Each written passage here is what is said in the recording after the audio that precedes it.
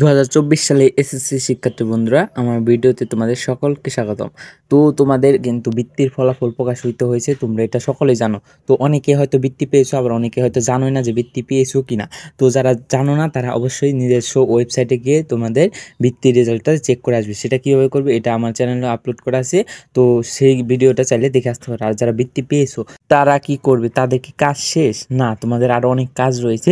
সেই কাজগুলো না করলে কিন্তু তোমার যে বৃত্তির রেজাল্টটা আছে, এই বৃত্তির রেজাল্ট থেকে তোমার নাম মুছে যাবে এবং তুমি কিন্তু বৃত্তির টাকাগুলো যে আছে 16,000 টাকা সেটা কিন্তু পাবে না। এজন্য কিন্তু তোমার কিছু সুনির্দিষ্ট নিয়ম রয়েছে, এই নিয়মগুলো না মানলে কিন্তু তুমি এই টাকাগুলো পাবে না। আজকের ভিডিওতে এগুলোই বলবো, তো ভিডিওটা না টেনে সম্পূর্ণ দেখার অনুরোধ রইল। যেই বোর্ডে বৃত্তির ফলাফল প্রকাশ করেনি সেই বোর্ডে খুব শীঘ্রই প্রকাশ করে দেবে।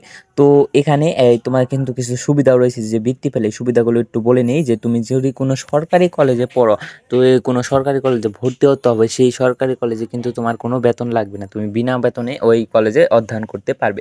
তো এটা একটা বড় সুবিধা আছে। আর তুমি তো জানোই হয়তো যে তুমি কত টাকা করে পাবে। এই মেধাবৃত্তির ক্ষেত্রে এই 600 টাকা, আর সাধারণ বৃত্তির ক্ষেত্রে 350 টাকা। এখন দেখে নাও যে তুমি বৃত্তি পাওয়ার পর কি কি কাগজপত্র লাগবে। তো এই যে 9 নম্বরে বলা হয়েছে, দেখো, বৃত্তির গ্যাজেটে বৃত্তিপ্রাপ্ত শিক্ষার্থীদের বৃত্তির বরাদ্দকৃত অর্থ G2P পদ্ধতিতে EFT এর মাধ্যমে ব্যাংক হিসাবে প্রেরণের নিমিত্তে বাংলাদেশের তফসিলভুক্ত অনলাইন সুবিধা সম্পন্ন ব্যাংক অ্যাকাউন্ট খুলে হিসাব নম্বর ভর্তিকৃত প্রতিষ্ঠানের 7 দিনের মধ্যে আবশ্যিকভাবে জমা দিতে হবে। অর্থাৎ তুমি যে বর্তমানে যে কলেজে অধ্যয়নরত হয়েছে, নতুন ভর্তি হয়েছে, সেই কলেজে তোমার যোগাযোগ করতে হবে প্রথমে, যে স্যার আমার কি কি প্রয়োজন হবে। তো দেখা যাচ্ছে যে তোমার একটা ব্যাংক অ্যাকাউন্ট দরকার হবে। তো ওই ব্যাংক অ্যাকাউন্টের কাগজপত্র তুমি এই কলেজে দিতে হবে জমা। তো এই টাকাটা তো তোমার সরাসরি আসবে না, তো ব্যাংক অ্যাকাউন্টের মাধ্যমে এই টাকাটা আসে।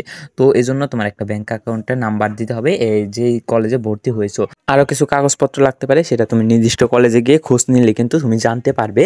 আর বললাম তো, এই ব্যাংক অ্যাকাউন্ট এটা মাস্ট তোমার লাগবেই। আরও কিছু কাগজপত্র লাগতে পারে, তোমার এই প্রশংসাপত্র কিংবা ছাড়পত্র কিংবা আরও অন্য কিছু লাগতে পারে, সেটা তোমার ওই কলেজ গিয়ে একটু খোঁজ নিলেই জানতে পারবে। তো আপাতত আর কিছু বলতে পারছি না, তোমরা এই কলেজে গিয়ে দেখতে পারবে। তো এই ছিল আজকে ভিডিও। যদি ভিডিওটি ভালো লাগে অবশ্যই সবাই চ্যানেলটাকে সাবস্ক্রাইব করে পাশে থাকা বেল আইকনটা ক্লিক করে রাখবে। তো আজকের মতো কিন্তু এই বিদায় নিচ্ছি, আর ভিডিওটি সম্পূর্ণ দেখার জন্য অসংখ্য ধন্যবাদ।